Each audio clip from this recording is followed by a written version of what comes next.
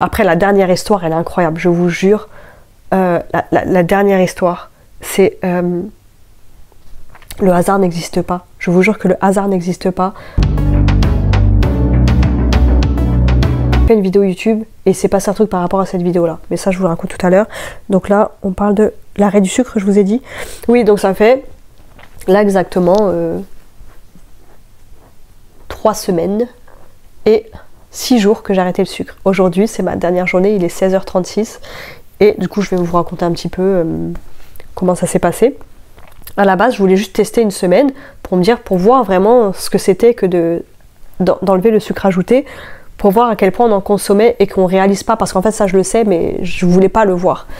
Mais je l'ai toujours su, enfin ça fait un moment que je le sais, que déjà je consomme plus de sucre qu'avant, depuis ma rupture. Donc ça fait 5 ans à peu près, je crois. Ça fait 5 ans que je suis séparée. Vraiment ça a été tellement un tournant dans ma vie cette rupture que c'est un point important, vous savez. Et donc j'ai arrêté pendant une semaine. Le premier jour c'était horrible. Je sais plus vraiment comment ça s'est passé, mais je sais que j'avais très mal au crâne et je pensais même pas que c'était possible. Et en fait, quand j'ai regardé d'autres expériences, d'autres personnes qui racontaient leur expérience, ben, ça faisait la même chose. Et pourtant, moi je suis pas quelqu'un qui mange très sucré. Deuxième jour pareil, encore mal au crâne. Et troisième encore, j'ai eu mal au crâne. Et à partir du 3e jour, c'était moins compliqué. En fait, vu que voilà, moi j'ai des bonbons dans une bonbonnière, j'ai des trucs qui traînent à droite, à gauche, des choses sucrées. Et ben en fait, je me rends compte que avant, dès que je passais devant un truc, genre là, j'avais des boules de chocolat avec du riz soufflé dedans.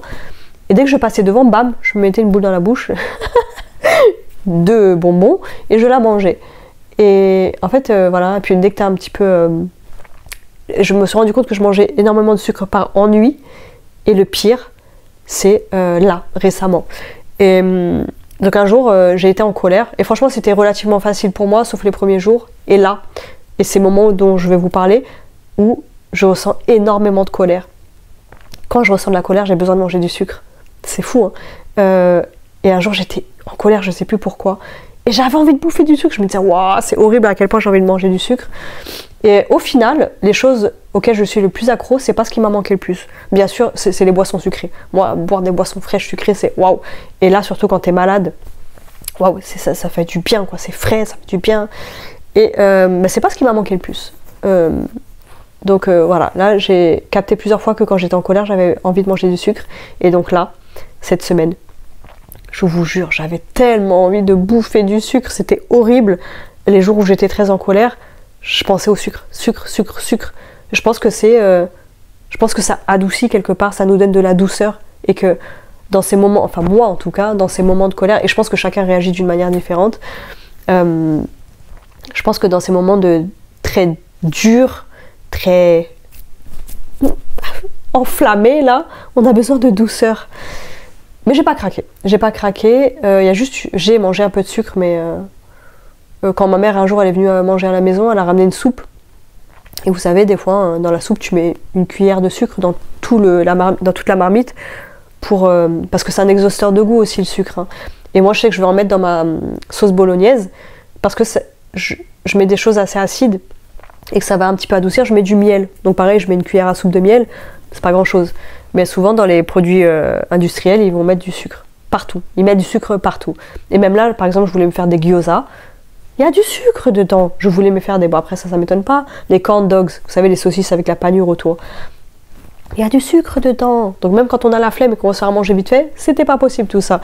Donc là, effectivement, j'ai mangé du sucre. Ma mère aussi, elle m'avait ramené un peu de riz soufflé, salé, piquant.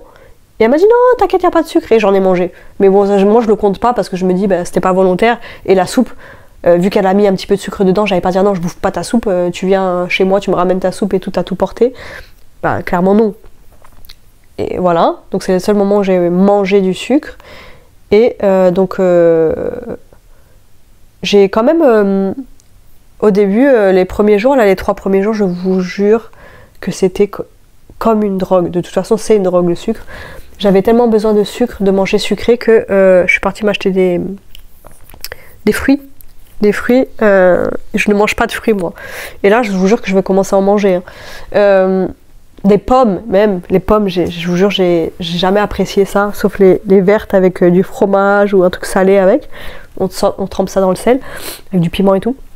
Mais j'ai acheté de la mangue, de l'ananas, oh, c'est tellement bon. Et des bananes, je mangeais des bananes. Et même ce que je faisais, c'est que j'avais envie de chocolat. Moi, je suis pas du tout chocolat. Je vous jure, je peux ne pas manger du chocolat pendant des mois. Et bien là, forcément, il m'en fallait. Et j'ai remarqué aussi que moi, j'ai un esprit très contradictoire, un esprit de contradiction, pardon. J'ai un esprit de contradiction où si j'ai pas le droit, il me faut. Et là, c'était ça qui me frustrait le plus, c'est j'ai pas le droit d'en manger, donc j'en veux. Donc j'ai acheté du chocolat noir à 100%. J'ai croqué le premier carré, je me dis, oh, c'est pas très bon. Mais c'est pas dégueulasse. Et après, moi, j'aime bien l'amertume, heureusement. Et du coup, ce que je faisais, c'est que je mangeais une banane et je croquais un carré de chocolat à côté, un ou deux. Et par contre, le chocolat noir, plus il est noir, plus il est gras. Donc, il faut pas non plus se gaver de chocolat comme ça. Et puis, même ce que j'avais fait, c'était un banane avec un petit peu de beurre sur la poêle. Je mets un peu de beurre, je mets une banane, tac, tac, tac. Je la fais un petit peu griller. Et je fais couler du chocolat noir dessus à 100% et franchement c'est très très bon parce que du coup le sucre de la banane, mais ça fait que le chocolat tu peux mieux l'apprécier. Il y a les petits desserts vietnamiens qui sont pas mal à faire. Je m'étais fait une sorte de porridge avec des perles de tapioca, du lait de coco, tu mets des bananes dedans, tu peux mettre n'importe quel fruit dedans et tu manges ça, c'est trop trop bon. Donc voilà, mon expérience avec le mois sans sucre. Et le pire là, c'était ces derniers jours où j'étais très en colère. Et ben j'avais trop envie d'en manger et j'ai failli craquer. Hein. J'ai failli craquer, j'ai même failli aller au McDo. C'était hier, avant-hier, je suis sortie. J'ai commandé du lait de riz saveur amande. Et je le trouve pas partout ce riz, il est trop bon. C'est celui de Carrefour, il est à 1,85 €. Et je trouve que c'est un des meilleurs riz végétaux. Attention, le riz végétal, c'est pas très bon pour la santé.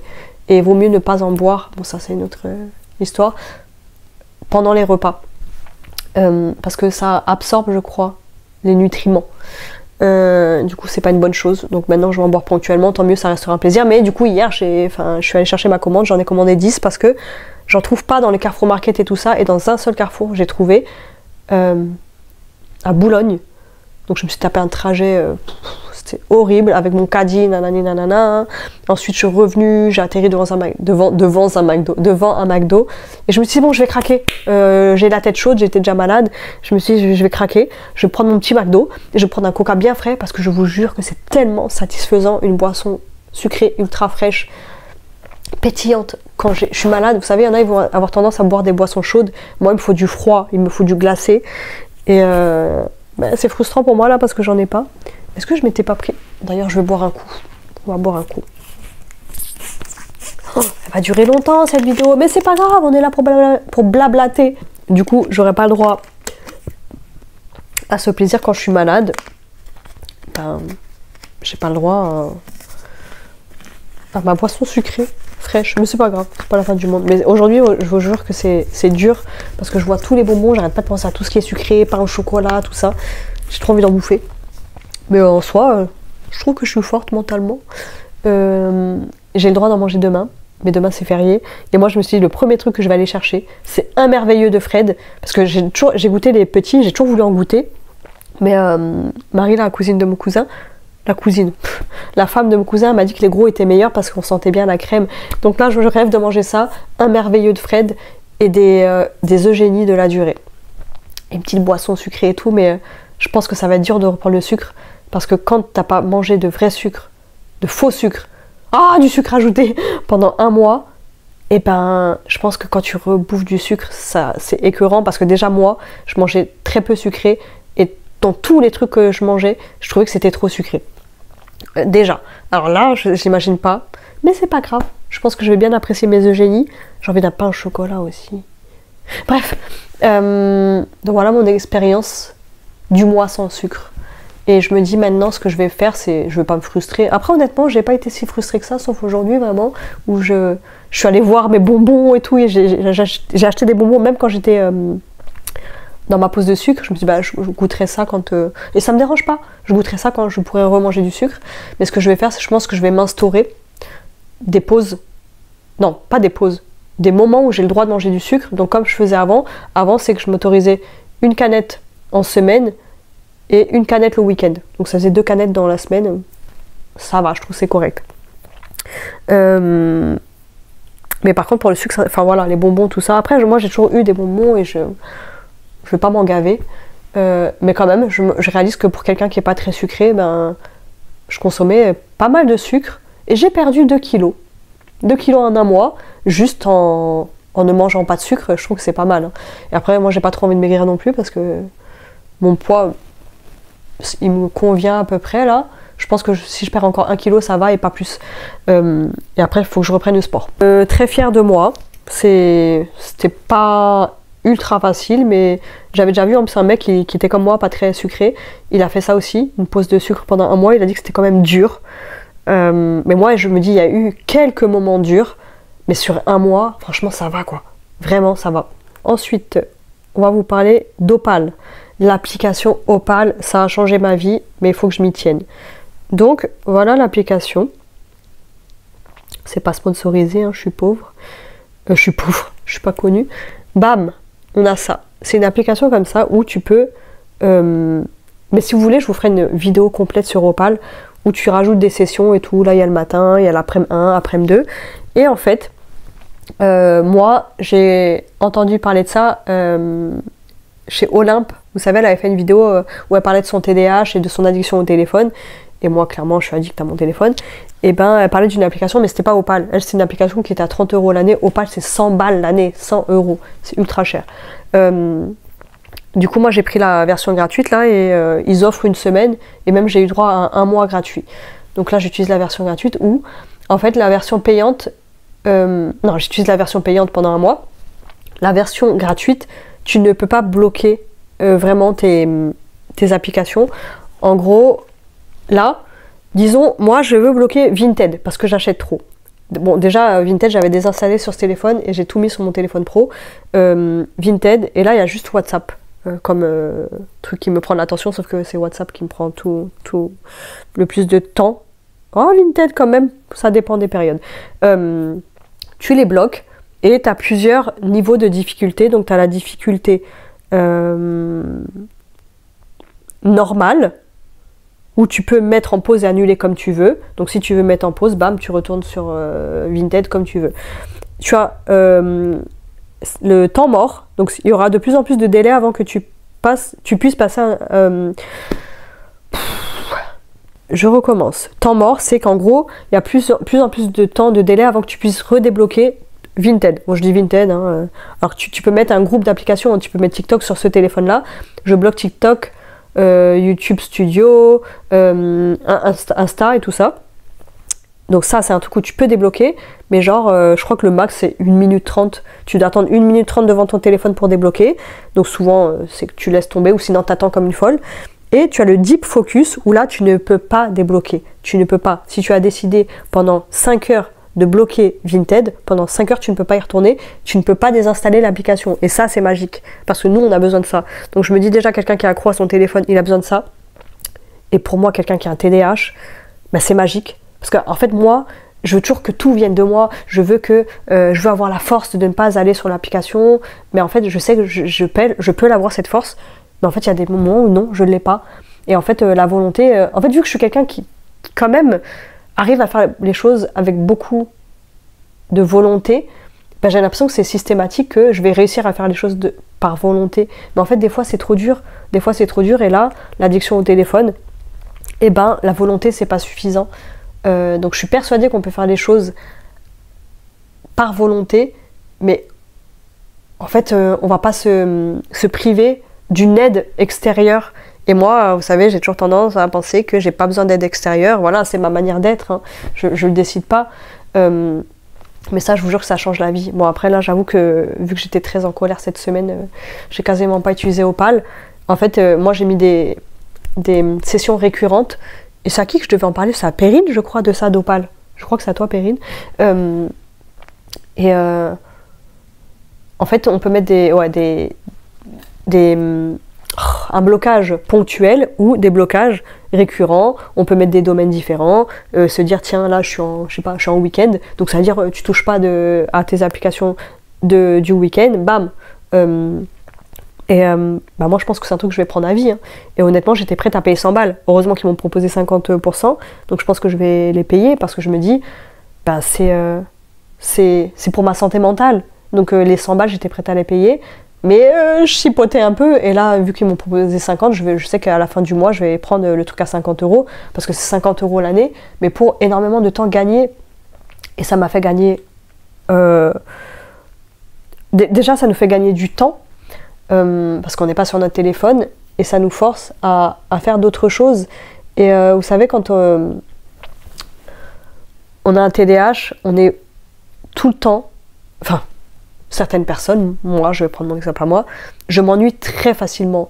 Et du coup quand je m'ennuie, il y a ça aussi, le sucre, j'avais envie d'en manger quand je m'ennuyais, j'ai oublié de le préciser ça.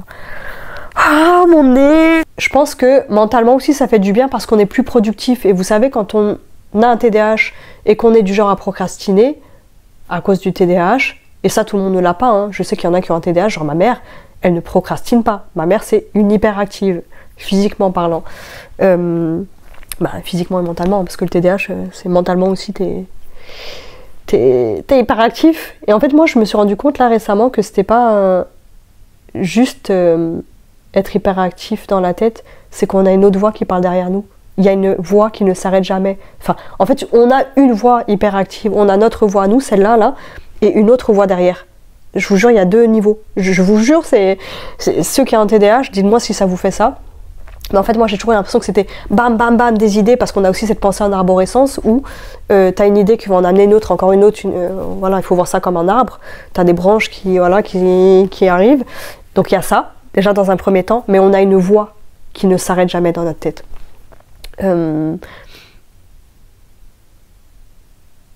J'essaye d'écouter ma voix, on dirait une folle. Bref, donc voilà, Opal, ça m'a quand même beaucoup aidé.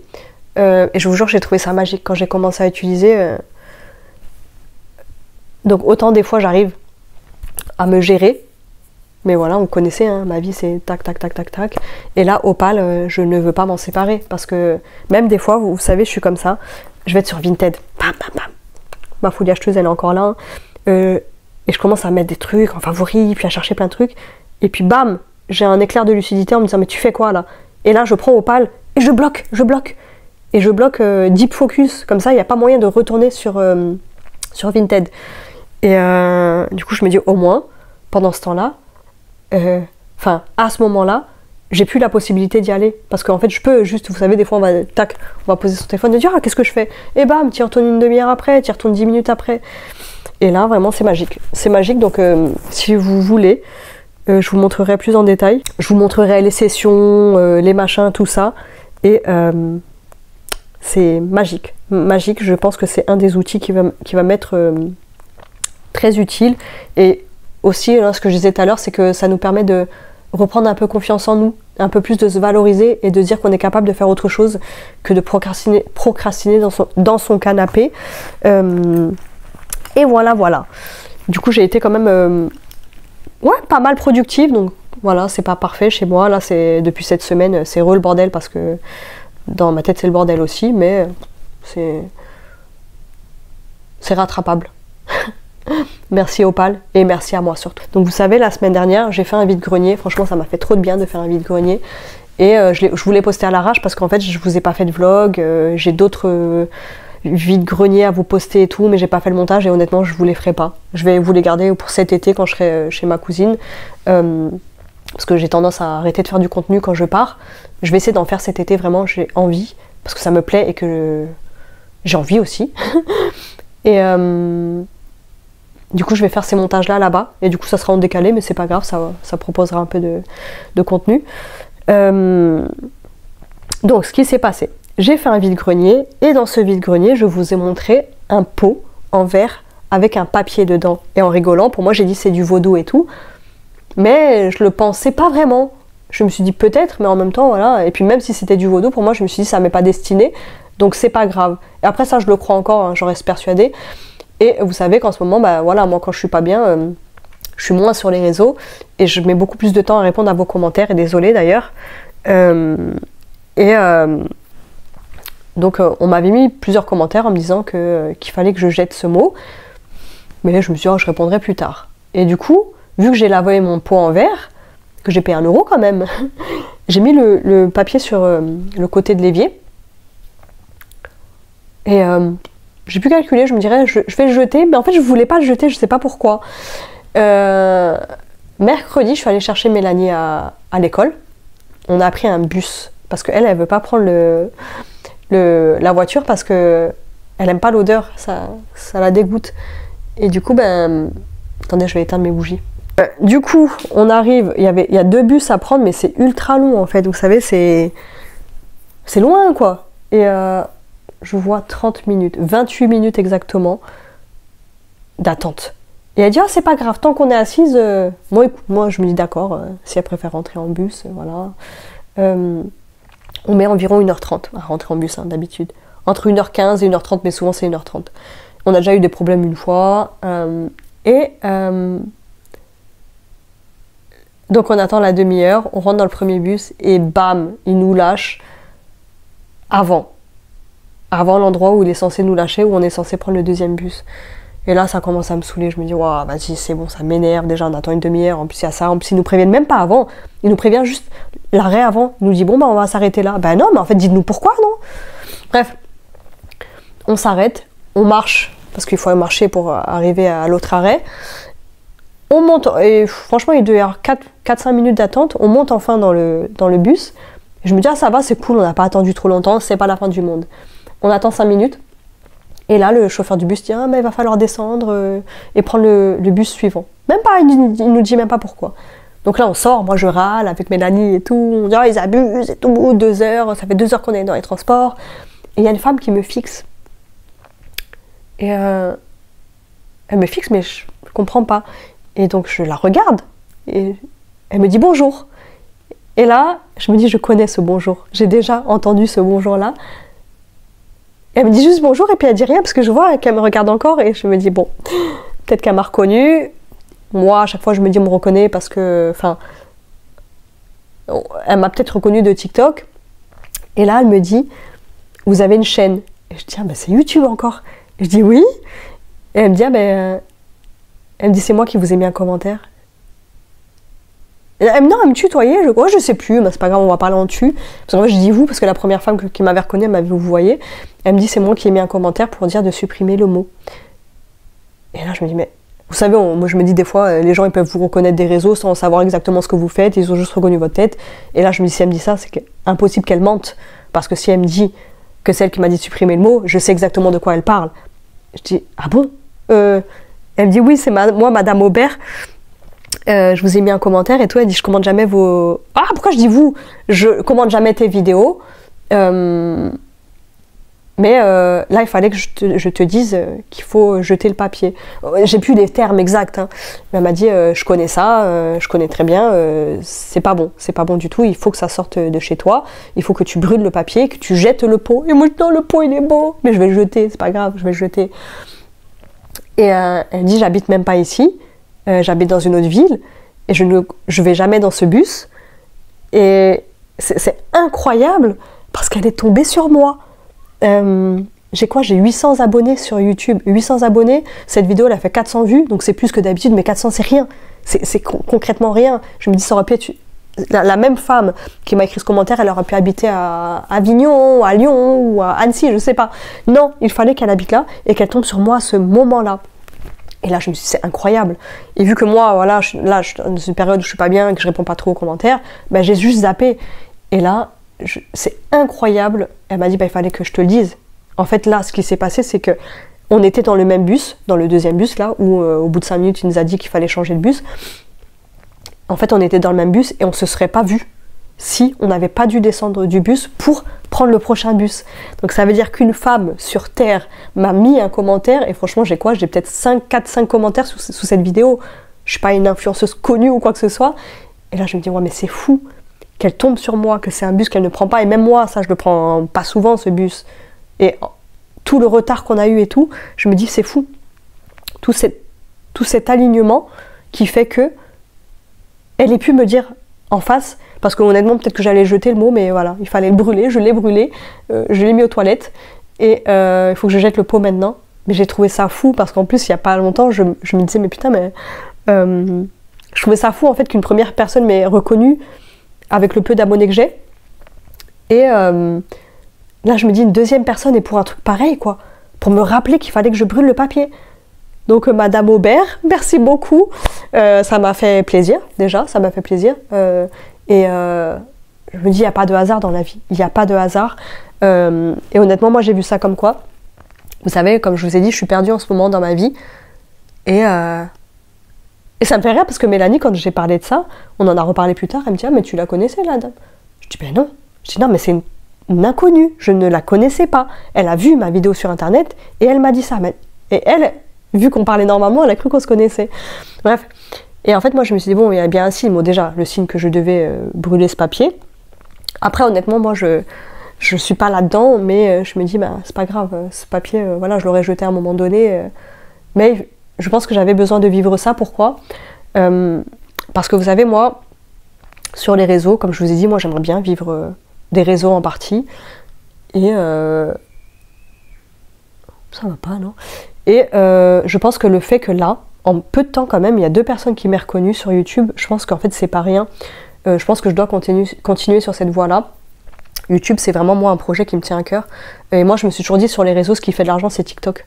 Ouais, mais en fait l'argent sur TikTok c'est très ponctuel, c'est très irrégulier. Et en fait il faut pas que je compte sur ça.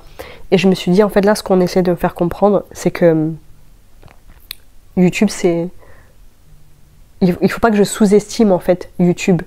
Parce que moi je me suis toujours dit YouTube ça reste un plaisir, je fais ça par plaisir, et vous savez ça fait longtemps hein, que je suis à 800 abonnés, et ça fait longtemps en fait que j'aurais pu être à 1000, et c'est à partir du 1000 abonnés qu'on reçoit de l'argent, mais moi j'imagine tellement pas que YouTube ça va marcher, que je me dis c'est pas grave, je continue à le faire par plaisir, et pas grave si j'ai pas les 1000 abonnés, mais en fait je me dis c'est sûr qu'en 2 semaines, tu peux te faire les 200 abonnés qui manquent. Hein. Tu mets des vidéos un petit peu à buzz en short et t'as tes 1000 abonnés. Mais moi, je me suis toujours dit, ouais, mais moi, je veux que les gens ils s'abonnent à moi parce qu'ils voient des vidéos, nanani, nanana. Les longues vidéos, vous savez, les vlogs, où en fait, là, je me rends compte que ce qui marche aussi, c'est les retours vide-grenier et les retours, et les hauls vintage. Donc, je me dis, je pense que je vais plus me diriger vers ça et d'autres trucs. Mais voilà, je vais rester... fidèle à moi-même, mais je me dis voilà, moi c'est ça le message que j'ai vu dedans, c'est ne sous-estime pas YouTube et continue. Donc c'est bien de le faire par passion, mais tu peux le faire aussi pour l'argent. J'encourage les gens à se mettre en priorité, à être leur propre priorité, à arrêter de vivre à travers les autres, parce que on se détruit quand on fait ça. Voilà. Je suis contente parce que, mais là je vais couper la vidéo, là je vous jure j'ai trop envie de manger du sucre, mais voilà, je suis contente de ce que j'ai, je suis contente des gens qui m'entourent. Ah oui non, je voulais vous parler d'un dernier truc, ces gens qui pensent qu'on les remplace, vous savez, il y en a qui pensent qu'un être humain on voit un autre, mais en fait non, on peut très bien avoir plusieurs amis, et ça j'ai jamais compris ça me dégoûte, les gens jaloux, vous savez, en amour, moi j'ai toujours détesté ça. J'ai eu déjà un mec qui était un peu jaloux au début, et je lui ai dit non mais ça t'arrêtes direct. Hein. Bon, il n'y a pas de jalousie. Je sais pas, ça me dégoûte la jalousie chez quelqu'un. Et j'avais jamais vécu ça en amitié, et là récemment, je me dis en fait, il y en a qui pensent que voilà, moi je me suis beaucoup rapprochée de Kelly ces derniers temps. Allez, ça va être le moment Kelly. Vous savez quoi, je vais lui consacrer cette dernière partie à cette personne-là. Kelly, c'est une fille que j'ai connue via TikTok. Donc j'ai plusieurs copines de TikTok, on a un groupe et tout, hein, voilà. Je m'entends avec plusieurs filles. Et j'ai déjà eu un autre groupe TikTok, nanana. Il y a eu des embrouilles, des machins et tout. Et moi j'ai toujours dit, je ne suis pas sur les réseaux pour me faire des amis, je ne cherche pas d'amis. Ça c'est un fait. Et après, je suis pas contre, hein. C'est comme quand je dis que je ne cherche pas de mec. Vous savez, les gens, vu que ça fait plusieurs années que je suis célibataire, ils ne comprennent pas que je ne cherche pas à être en couple. Mais parce qu'en fait, c'est pas du tout ma priorité. Parce que ma priorité, c'est moi aujourd'hui. Et que être en couple, pour moi, ben, c'est pas grave. Et j'ai toujours été comme ça. Ça a toujours été ok de pas être en couple dans ma vie. En fait, on peut être dans la dépendance affective et ne pas vouloir absolument être en couple. Hein. Bref. Et du coup, donc on a eu ce deuxième groupe avec plusieurs filles. Il y a des gens avec qui tu crées plus d'affinités. Mais ça va, oui, de créer comme ça. Donc avec qui tu crées plus d'affinités que d'autres. Je suis sûre que c'est ceux d'au-dessus, là. Du coup, il y a plusieurs filles, voilà, avec qui je m'entends.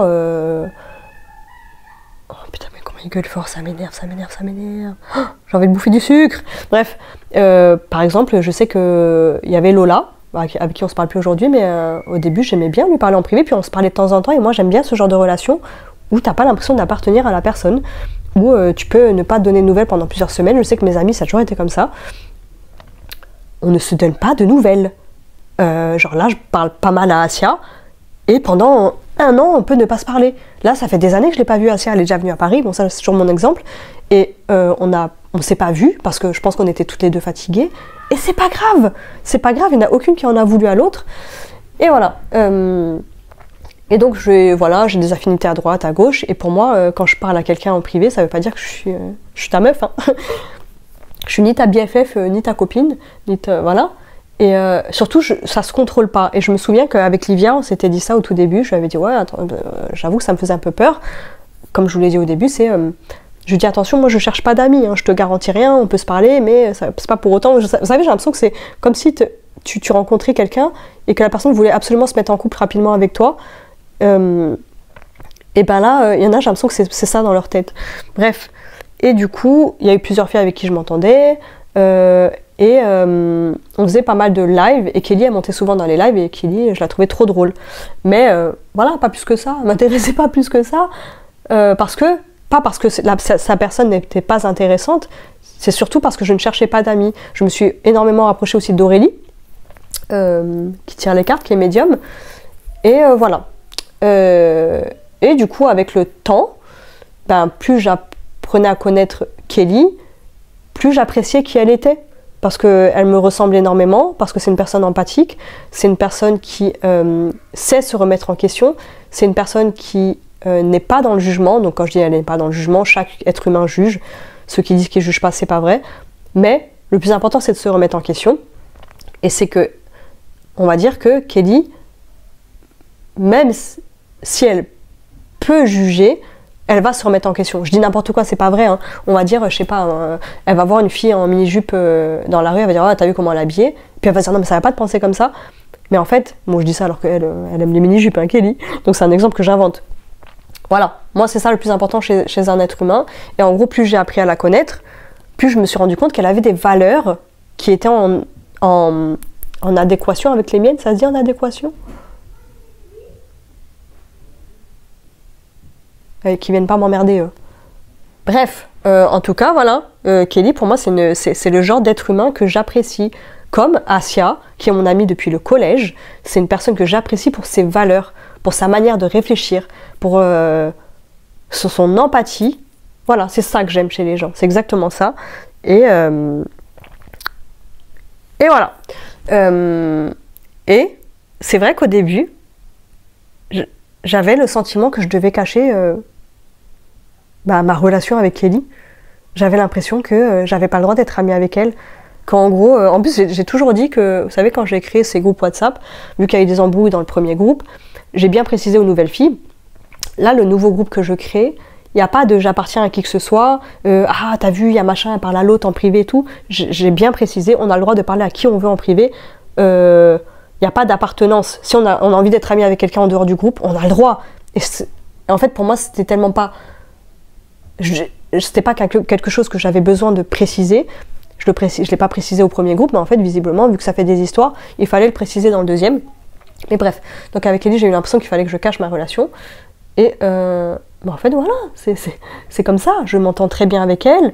On est totalement dans le même délire. J'ai l'impression qu'avec elle, je peux être moi à 100%, que je peux être en colère, que je peux être heureuse.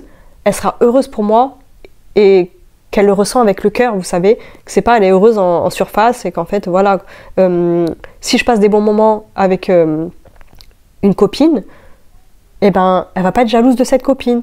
Quand je vais m'embrouiller avec quelqu'un, oui, voilà, elle va avoir son avis, mais je vais pas avoir ce sentiment qu'elle est en colère juste pour aller dans mon sens ou juste pour critiquer la personne en face. Je sais que malgré tout, disons que je vais m'embrouiller avec quelqu'un, elle va dire oui mais t'es pas sûr que... Elle va trouver des excuses à la personne en fait. Et moi c'est ça dont j'ai besoin dans ma vie, de gens qui sont équilibrés et justes. C'est comme quand on choisit d'être en couple avec quelqu'un, on choisit cette personne parce qu'elle a certaines qualités. Et pour moi quand t'es ami, ben voilà, c'est là, pour moi, Kelly, je la considère parce qu'elle a des valeurs que j'aime. Et je me dis, mais en fait, pourquoi je me priverais bah, du coup, je suis contente d'avoir trouvé cette fille-là. J'ai mon autre voix qui me parle. Je suis en train de faire le montage et je me dis, mais on dirait vraiment une folle à dire, j'ai mon autre voix qui me parle.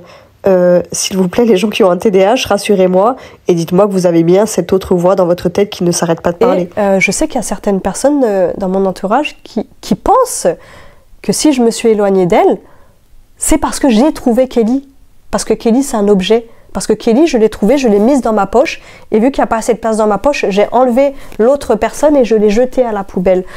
Non, ça ne se passe pas comme ça. Quand tu as des affinités avec quelqu'un, déjà, tu ne contrôles pas. Et je pense que moi, aujourd'hui, si je me suis rapprochée de Kelly, c'est parce qu'elle m'a mise en confiance. C'est quelqu'un qui n'a pas fait du forcing. C'est quelqu'un qui a été naturel à 100%. Et aujourd'hui, ben voilà, c'est une personne que j'apprécie et que elle remplace personne. Et que bizarrement, mes amis saines dans leur tête, elles m'en veulent pas en fait. Elles m'en veulent pas d'être amies avec Kelly. Elles sont contentes pour moi. Et vous savez, bah là du coup je vais voir Kelly, Cécilia et Hello cet été. Et je sais que, bah, je l'ai dit à ma cousine, parce qu'en fait je vais chez elle pendant un mois. Et du coup, je vais voir d'autres copines et j'avais peur qu'elles soient pas contentes. En fait, je suis tellement habituée à avoir des réactions un petit peu toxiques que j'avais un peu peur de lui dire. Elle m'a dit, oh, mais c'est trop bien si t'as des copines dans le sud et tout. Et je pars 4 jours, 3 nuits. Et elle m'a dit, bah, tu peux même partir plus, hein, je garderai mon bout avec plaisir et tout. Mais d'une voix tellement douce et bienveillante et remplie d'amour que, waouh, je me suis dit, pourquoi j'ai eu peur bah, après, j'ai peur aussi de déranger les gens. Je me suis dit, en fait, c'est ça, moi, c'est ça, une relation saine, c'est quelqu'un qui est content pour toi. C'est quelqu'un, enfin, pour moi, je me dis, il y en a d'autres qui auraient pu réagir comme ça, c'est, non mais attends, elle vient chez moi, et en plus, elle va voir quelqu'un d'autre, et en plus, elle me laisse son chat, là. Il y en a qui auraient pensé comme ça. Et moi, je ne veux pas de ces gens-là dans ma vie. Et donc, je suis trop contente. Je suis trop contente d'avoir ces gens dans ma vie. Je suis contente d'avoir le groupe qu'on a avec les filles. Parce que je me dis, ben voilà, le groupe, c'est pas forcément des gens avec qui tu vas être amie, tu vas avoir une relation ultra proche et tout, mais c'est pas pour autant que j'apprécie pas les filles du groupe, même si, voilà, il y a eu des petites histoires où, voilà, il y a forcément des... comment dire, il y a des embrouilles entre filles. Et moi, ce que j'aime aussi dans le groupe, c'est que, ben, on est obligé, entre guillemets, de s'accepter. Ça nous aide à avoir l'esprit un petit peu plus ouvert et à se dire, ben, même si tu n'apprécies pas des choses chez quelqu'un, c'est pas pour autant que la personne entière est mauvaise. Et en fait, on parlait l'autre fois avec Cécilia. Ouais, avec Cécilia. Et on s'est dit que c'était fou quand même. Elle m'a dit, tu te rends compte de ce que tu as fait? Et en fait, oui, je me rendais pas compte, mais c'est fou parce que plus tôt dans la journée, je m'étais dit ça. Je me suis dit, mais quand même, c'est vrai que le fait d'avoir créé un groupe, bah, ça crée des amitiés, et tant mieux. Et après, voilà, bah, bien sûr, Cécilia, pour moi, on n'a pas la même relation qu'avec Kelly. Et c'est très bien comme ça, en fait. Parce que, en fait, c'est pas parce que tu es copine avec quelqu'un que elle est censée être la seule. Et que, comment dire, genre Cécilia, elle m'apprécie autant que je l'apprécie, je pense. Je me dis, ben, clairement, je suis beaucoup plus proche de Kelly. Et c'est ok avec Cécilia, comme moi, c'est ok que Cécilia soit amie avec quelqu'un d'autre parce qu'elle ne m'appartient pas. Et en fait, vous savez, on veut toujours mettre des étiquettes, des quantités d'amour pour les gens. Mais j'ai envie de dire, mais là, moi, ce genre de relation, ça me va très bien. Il n'y a pas d'attente, il n'y a pas de pression ou quoi que ce soit. Et mais je suis trop contente d'avoir créé ce groupe-là parce que ça aide humainement parlant. Et même s'il y a des soucis, parce qu'entre femmes, il y a toujours des soucis, ben, je suis contente d'avoir ça. Bon bref, allez, là je parle trop, je suis fatiguée, j'ai envie de bouffer du sucre. Est-ce qu'à minuit j'ai le droit de manger du sucre? Bah à minuit je dormirai, il est 17h18. Bon bref, allez, je fais mon montage, à bientôt, bye bye.